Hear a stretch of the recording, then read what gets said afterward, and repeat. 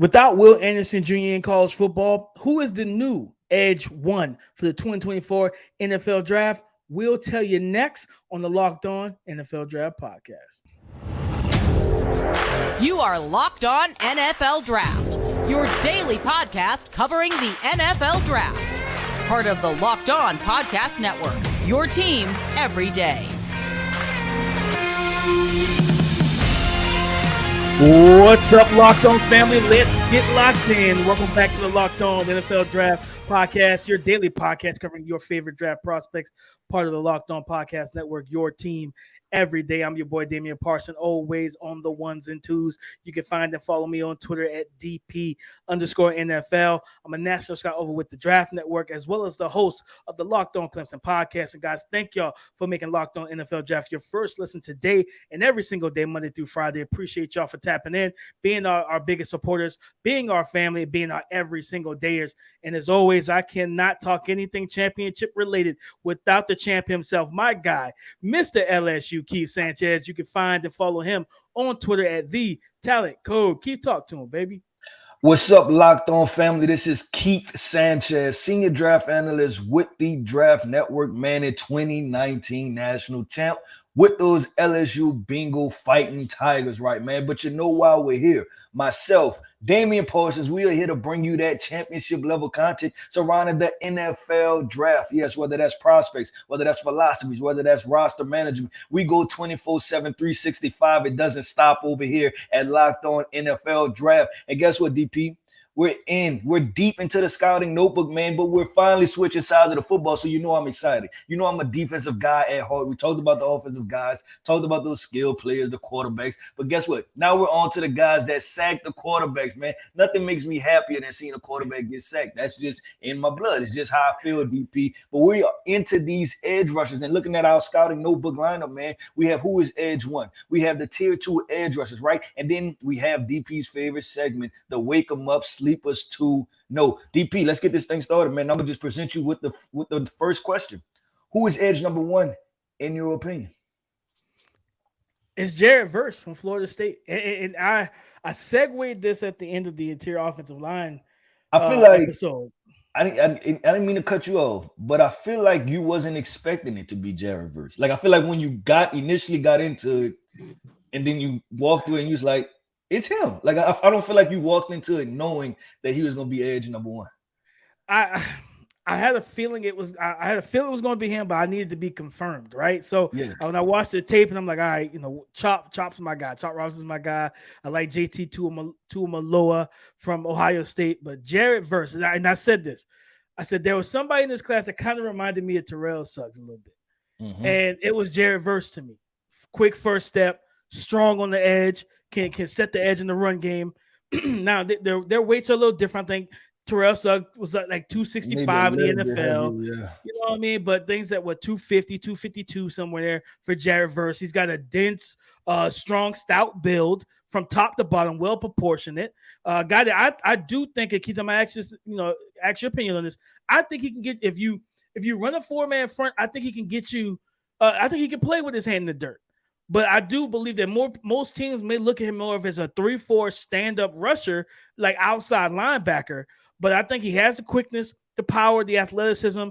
And then I saw a rush plan with him. I saw hand usage. I saw the things that, I'm going to be completely honest, out of the 2023 class, there was a lot of things that was missing. You didn't see a rush plan from a lot of those guys, and you didn't see hand usage in terms of how to deconstruct blocks, how to soften angles one-on-one, how to play the half-man technique and reduce the balance and the strength of the offensive tackle, man. I saw some inside counters with him as well. I saw a guy that truthfully, he is the top of the class right now.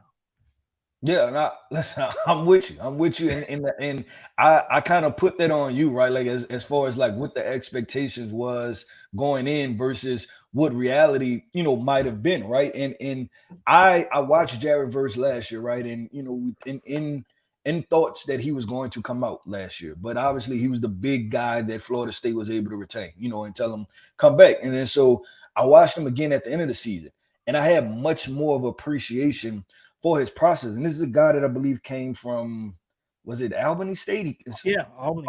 Yeah, it came from Albany State. So you're talking about a small school player. And you're talking about this being his first year playing on this level, right? Like, so his first game. I'm sorry, they started off last year playing Desquani. I think that's how you say that school, right?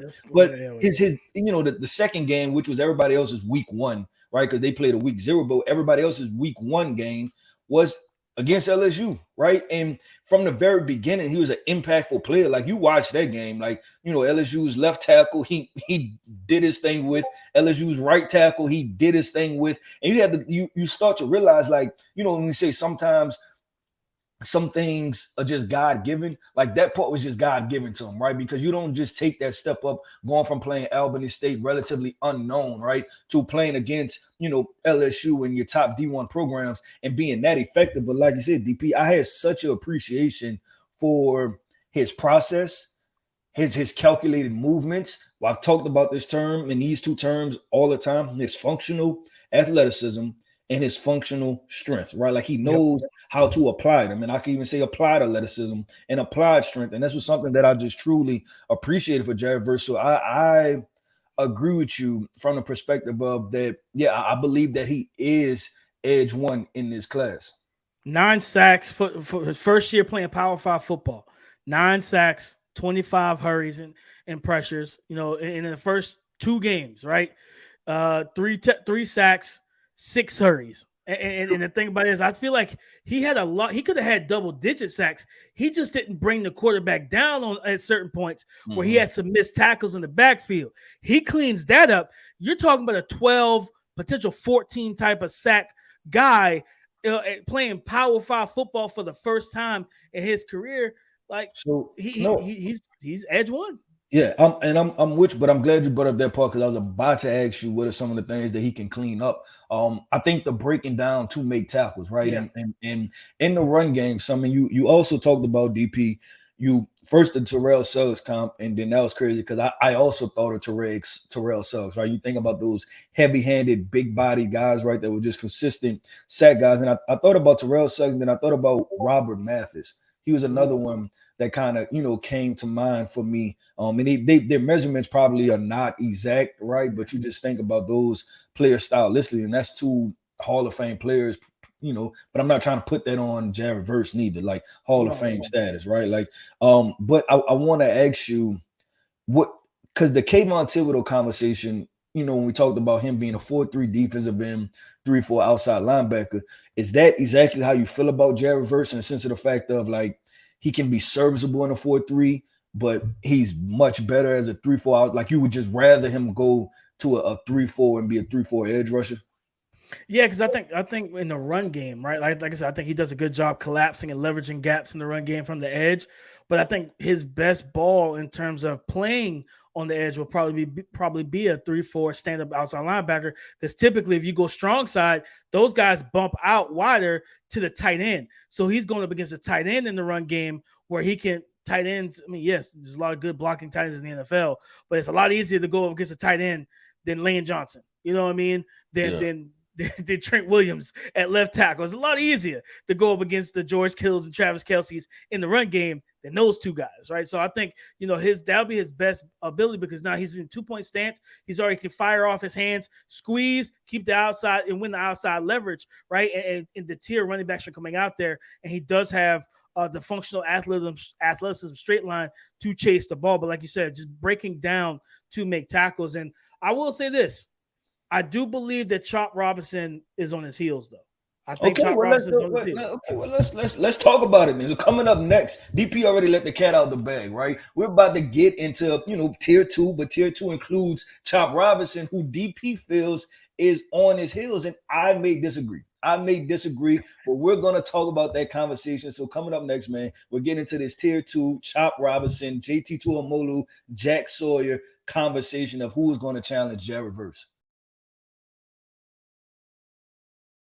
Our partners at eBay Motors have teamed up with Locked On Fantasy Football host Vinny Iyer to bring you some of the best fantasy picks each week all season long. Whether you're prepping for a draft or scouting the waiver wire, every week we're going to provide you players that are guaranteed to fit on your roster. So with draft prep underway for the up-and-coming season, let's see who Vinny has picked out for us on this week's eBay's Guaranteed Fit Fantasy Picks of the Week. Austin Eckler, which running back has scored the most touchdowns combined the past 2 seasons? That's electric Los Angeles Chargers running back Austin Eckler, who's 38 scores since 2021 and featured receiving first role, make him a guaranteed fit for the first overall pick in 2023 fantasy football drafts. Eckler will see his usual high leverage work as a runner and remain the focal point of the short passing game. Vinny Iyer from the Locked On Fantasy Football is going to help you win your fantasy championship. And eBay Motors knows a championship team is all about each player being a perfect fit. Same with your vehicle. With eBay Guaranteed Fit and over 122 million parts and accessories for your vehicle right at your fingertips, you can make sure your ride stays running smoothly. Air filters, brakes, batteries, tail lights, alternators, shocks, struts, you name it, eBay Motors has it. And they'll make sure it's the right fit for your car because eBay Guaranteed Fit helps you understand exactly what part you need for your vehicle the very first time. So go forth, switch gears, crank the AC, and say goodbye to sweating if your ride needs a little fixing up because now you know you'll always be set up for success from the get-go. With eBay Guaranteed Fit, everything your vehicle is calling for is just a click away. For the parts and accessories that fit your vehicle, just look for the green check. Get the right parts, the right fit, and the right prices at ebaymotors.com. Let's ride. eBay Guaranteed Fit, only available to U.S. customers, eligible items only. Chop Robinson chops down offensive tackles. He chops down the opponents, man. You know, for me, when I watched him, I saw a guy that, you know, coming from Maryland. I didn't know a lot about him, you know, transferring from Maryland.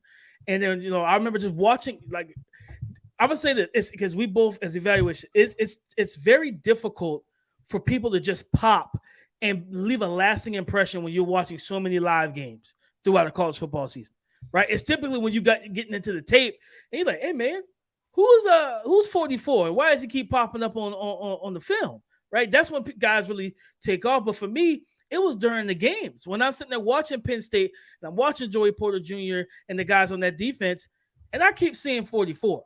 I keep seeing this edge rusher getting in the backfield. I'm like, all right, I didn't watch a couple games, you know, this season, and this dude is a constant terror off the end in terms of creating pressure. And it was Chop Robinson, man. You know, and a guy that when you look at the numbers, he's 6'3", 242, 245. He had 5 sacks, 9 QB hits, but he had over 30. He had 34 rush pressures and hurries, man. And in the game against Auburn, he was such a menace back there. 7 pressures and hurries, a sack in that game. And this is a guy that, you know, Keith, I remember you talked about him. I think it was a YouTube short you did talking about how he's what Micah Parsons would have looked like playing full-time edge. And I think with Chop, and you correct me if I'm wrong, if you feel differently, I think Chop hasn't even reached his peak in terms of what he could be. He's still extremely raw. And that's even why I even made the Micah Parsons comparison even more, was because the rawness, right? Because you see some of the rawness in Michael Parsons, even though he's elite at it, right? At what he does with the Cowboys, he's still raw with it, right? Like, so if you would have placed him in that position, there would have been some growing pains with him. And you'd have seen the high level flashes of this dude is a dude, right? But you would have seen some growing pains. I want to talk about it from the other side, though, DP, because, you know, I prefaced it, right? Before we even transition, I said I may disagree. And I have questions, right? I don't know if I disagree about him being a potential challenger, but I have questions because when I watched him, he reminded me, and I'm trying to think of a really good comp, right? Like a real world comp. And it was, I don't want to say bull in a china shop, right? But he was that player or that car that had 700 horsepower, right? And sometimes it was just out of control. You know what I'm saying? Like sometimes he can go forward, and then sometimes it just off the like, driver didn't know what he was doing. He just didn't know what he was doing.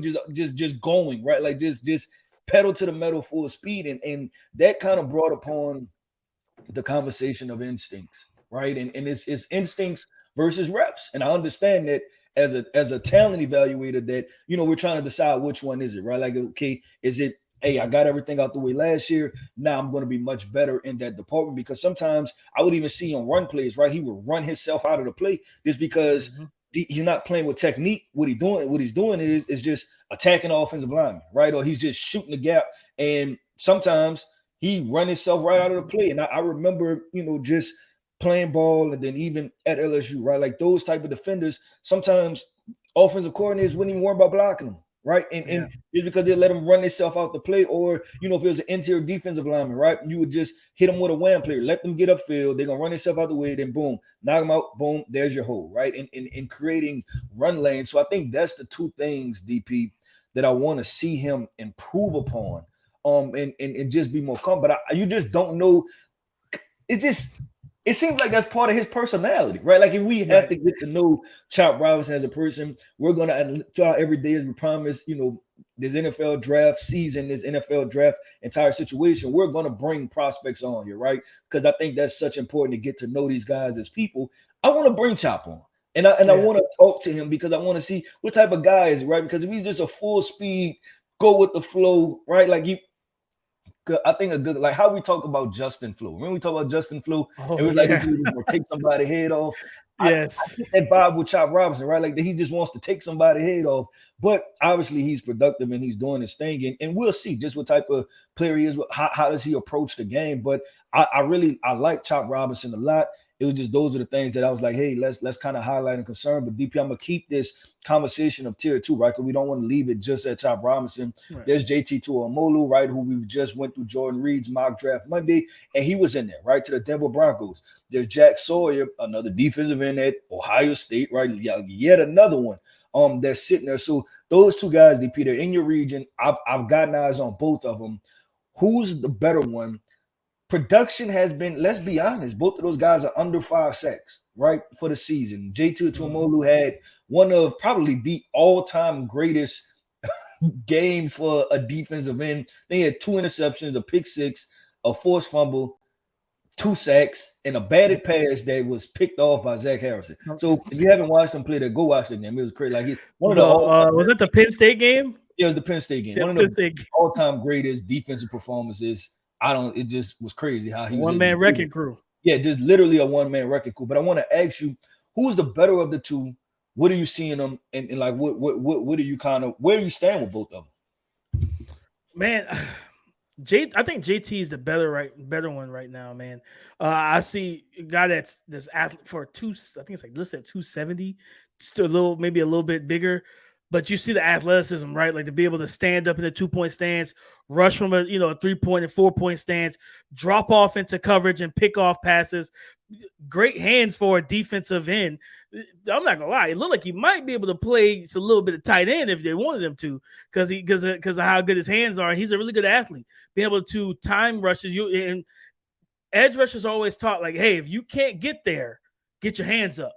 And he understands that where in his process of rushing, he knows, okay, quarterback's dropping back, and he's timing that just like how he did against was it Sean Clifford when he intercepted those, he intercepted and batted those passes at the line of scrimmage, just timing it, man, understanding and reading. A lot of edge rushers get so enamored with, okay, I got to win my matchup. They don't even pay attention to what the quarterback is, right? Because they're trying to beat the blocker, which I understand that's your number one priority when you're rep versus the offensive tackle. But at the same time, you got to keep your eyes in the backfield, and he does a good job with that. Jack Sawyer plays with such a crazy motor. Like he's so competitive. He's strong. I think he does have some reps when he's in a 2-point stance as well. And I think he has, to me, I don't know. I think he has a higher ceiling, a little bit slightly higher ceiling. In terms of I don't think he's anywhere near what he could be. Like in terms of I thought it was and everything.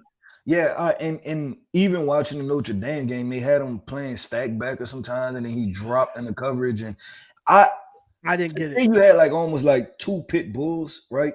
With Jack Sawyer and JT Tuamolu.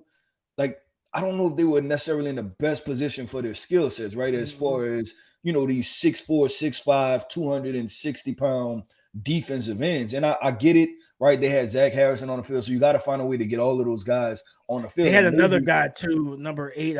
He transferred though, so I think both of those guys now will be full-time starters with nobody else interrupting their snaps. Yeah, and so that maybe that's what it is, right? That they were just trying to get all of those guys on the field, and they had to find different ways and be unique in their process. But you almost want to just see them just put in the best situation for them, and then be able to grade them off of that. Because I think DP, in my opinion, that's two guys whose ceilings are through the roof. And I agree with you with the Jack Sawyer thing. Is that JT, you kind of see what it is more, but Jack, you feel like, okay, there may be a little bit more explosiveness there.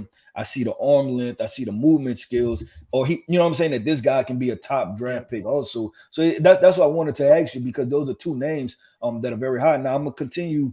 I want to ask you about one other guy. I don't know if you got eyes on it because he's not even in your region. And that's Laiatu Latu. But we're hearing a lot of buzz about this kid out of UCLA that can be a flat out baller. Man, I've gotten eyes on him. I think I was watching maybe one of Washington's offensive linemen. I was watching I was watching Oregon State's offensive lineman. The young man I talked about. The tackle. The tackle. I saw Laiatu Latu, and I'm like, okay, I see why people like this guy. First step quickness. He was bending around the end. Flexible. Versatile. I think he had good hands in terms of understanding how to deconstruct blocks and knock down and clear the punches from offensive tackles with like double swipes and stuff like that, to get around the edge. I think that this is one of those guys that he absolutely belongs in tier 2 with the Dallas Turners, the JT JT. I'm tired of trying to pronounce that last name. JT. Keep messing it up. Jack Sawyer. I was going to bring Laiatu Latu up because I actually came away really impressed with what he brought to the table. I want to do a even deeper dive to see how does he completely hold up against the run and the full counters, the full skill set of this young man. But the flashes of what I saw, oh yeah, this dude knows how to get in the. He's somebody that knows how to get in the backfield and make plays. Against offensive tackles and really harass quarterbacks. Man, he was impressive to me. Yeah, I'm glad to hear that. I have to get into him. I haven't, I got USC. I don't have UCLA in my region, but definitely going to get into Laiatu Latu. But DP, let's keep this thing going, man. You mentioned one guy, right? Dallas Turner, as far as sleepers to know, but we have to figure out who's replacing Will Anderson, right? The Terminator, that guy. So let's get in. We're gonna come up with these sleepers to know, and we'll talk. Is it potentially Dallas Turner as a sleeper guy that can blow up, or are there other edge rushers on this Alabama defense in this segment? Then we also have other players that we're going to be unloading, guys from Washington, as in DP's region, and just a lot of different guys that can be these sleeper edge rushers that can blossom into first round picks.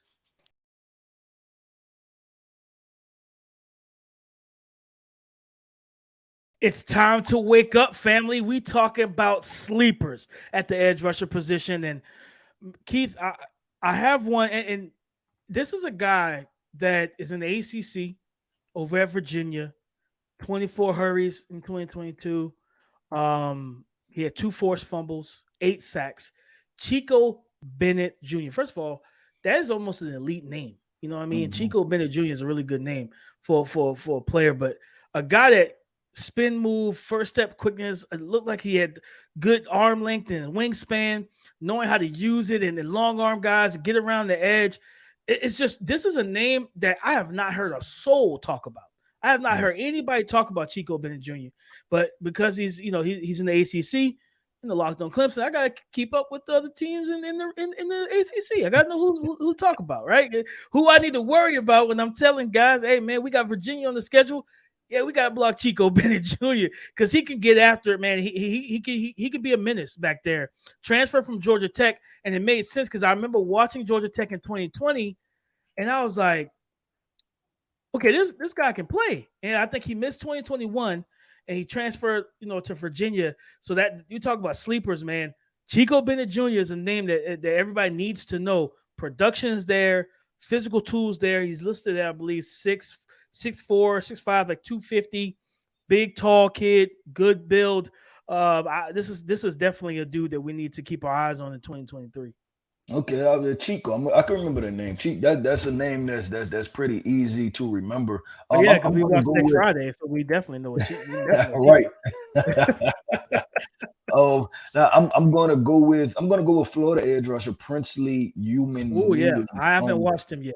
Yeah, kid. So he's from the state of Texas. Then he decided to go to University of Florida. Obviously nobody, because we talked about Anthony Richardson and just talked about how bad this defense is.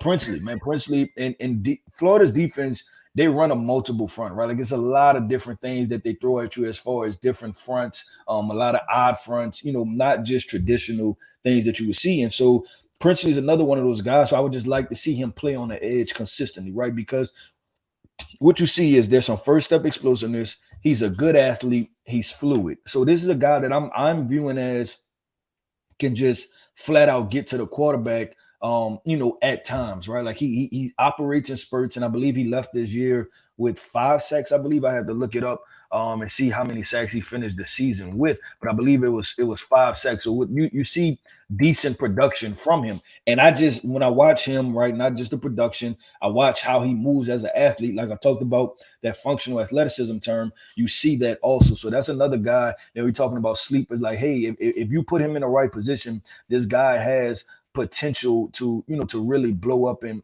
make some things happen. But DP, I mentioned this already, right? I kind of want to dive into it a little bit. The Will Anderson conversation. Will Anderson is gone. So who's going to replace Will Anderson as the edge rusher? We don't know. Maybe Will Anderson can be in the sleeper term, quote unquote, or some people are aware of who he is. But then there's also edge rushers like Chris Braswell, right? And I think it's going to be a battle for who it is, because who Dallas Turner reminds me of, DP, it's kind of like Isaiah Foskey, right? Where our guy Ryan Fowler kind of made me aware that Isaiah Foskey was 265. I didn't know he was that heavy, right? I thought he was more, 245, 250. But what they kind of asked they asked the same thing of Dallas Turner at Alabama, what they asked Isaiah Foskey. Meaning this is a guy that turns and runs vertical with running backs out of the backfield on wheel routes, right? He's a fluid athlete. He's smooth. Now the question is this: that power, that tenacity, that Terminator type mentality, right, that you got from Will Anderson, you don't necessarily get from Dallas Turner. You know what I'm saying? It's a lot more, like I said, athletic, fluid movements, winning with some type of finesse in his game. That's how he's going to beat offensive tackles. Now, the question is he going to be able to do that, to be able to convert speed to power, to not just be a speed rusher? And that's where I would throw in the name Chris Braswell, because this could be a guy to where they kind of split reps, right? And you're talking about one guy having 8 sacks and other guy having an 8 or 9 sack type year. And maybe they're not both top 10 picks, but maybe they're both, second round guys. I don't know. But that I just wanted to bring up that conversation, because that's definitely going to be interesting to see who emerges as that full-time guy. And not only just a full-time guy to replace Will Anderson, but if Dallas Turner was the starter, right, and Dallas Turner's not a full-time guy to start, then now who is going to be that secondary guy, to kind of play and do what Dallas Turner was doing? So that's definitely going to be, I throw out those two names, but that's going to be a sleeper situation to see who emerges from there. Now, and for me, Keith, I'm going to those Huskies. One guy I should have brought him up earlier, but I didn't jot his name down, so I blanked on him. Braylon Trice, he's definitely a tier 2 guy for me. Super productive, can stand up, can rush, from a 3-4 point stance. Good hand usage, technically refined to get to the passer and work around you. 46 hurries, 15 QB hits, 9 sacks on the season last year. And as a guy that at times you want to see him continuously break down and make, similar to what we talked about, I think it was with Jared Verse, not having those missed tackles, whether in the run game or when you get into the backfield. Because to have, again, 46 hurries and pressures, 9 sacks, you want to see at least, when you got close to 50, you want to see north of 10, right, in terms of conversion to sacks, because all hurries and pressures are sacks that you didn't complete, that you didn't finish. So you want to see him finish some of those and just be better, because I think he could have had a 12, 13 sack season based on the pressures and hurries that he was able to get. In the Pac-12, they're going to throw the ball a whole lot, so you'll have a lot of opportunities to continue to add numbers. And with ZTF, Zion Tupuola Fatui, this is 6'4", 250, another guy who, this is going into his 6th year, right? He's been in school since 2018, and he's battled some injuries, right? He's battled some injuries. So it's like for him, I think the injury issue is going to hold him back a little bit going to come on the draft time next year. But this is an opportunity for him where, it's like those with the stock market. All right, is this a potential to blow up or potential I can get a nice return on that I can buy low on? Yes, ZTF is a guy that you can buy low on and get a nice return from as an NFL team. He also is another guy that knows how to get in the backfield, can win with quickness around the edge, use the long arm to basically keep pass blockers at bay. A guy I'm keeping an eye on these two dudes because it's of course just an NFL kind of comparison or correlation. When we saw with Peyton Manning early in his career, right, he had an offense that could put up points.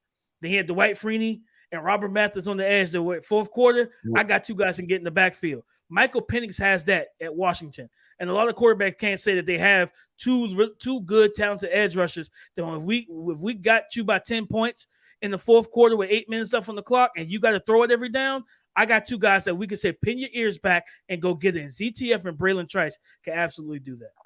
Well, DP, edge rushers, baby. From who is edge one to the sleepers to know we cover them all. And like we say, edge rushers, much like the interior offensive line, offensive tackle position, they're going to be guys that continue to merge, and you're going to tap in here because we're going to continue to tell you about them, right? And talk to you about these edge rushers, one of the premium positions when you're talking about building an NFL roster. DP, we're on the defensive side of the football. So I had a good time, right? I enjoyed talking on the defensive side of the football, man. A lot of talented guys. We've been going through the theme of 2024 greater than 2023. This one, I'm gonna have to put a question mark. I gotta see. I'm gonna have to put a question mark to see how I feel about these guys, and maybe as we go in this draft process, we'll be able to reveal a more definitive answer. But man, I truly enjoyed that show. I want to say thank you to our everydayers for tapping in with us. Tomorrow, DP, what are we talking? Some interior defensive linemen? Is that we're going through the big nasty? So I believe LSU has a big 6'5", 320-pound defensive tackle, just roaming around the jungle around there, ready to return from injury and dominate some games next year. So we're gonna have some fun talking about that, man, and getting into the rest of these interior defensive linemen. Oh, absolutely. You talk about your Tiger with and your Tiger defensive tackle, and those Clemson Tigers got two really good guys on there. And there's going to be a Tiger-filled show tomorrow. There's going to be a Tiger-filled show for sure. But guys, we thank y'all. Man, go subscribe and follow for free on YouTube, wherever you listen to podcasts. Get the latest episode as soon as it is available. Thank you for making Locked On NFL Draft your first listen today and every day. Monday through Friday, like he said, for being our family and our every single day, as we love and appreciate y'all, man. In terms of Twitter, you can find and follow Keith Sanchez at The Talent Code. Me, Damian Parson, DP_NFL. Talk to us because we do talk back. Come and join the conversation again tomorrow on the Locked On Podcast Network, your team every day.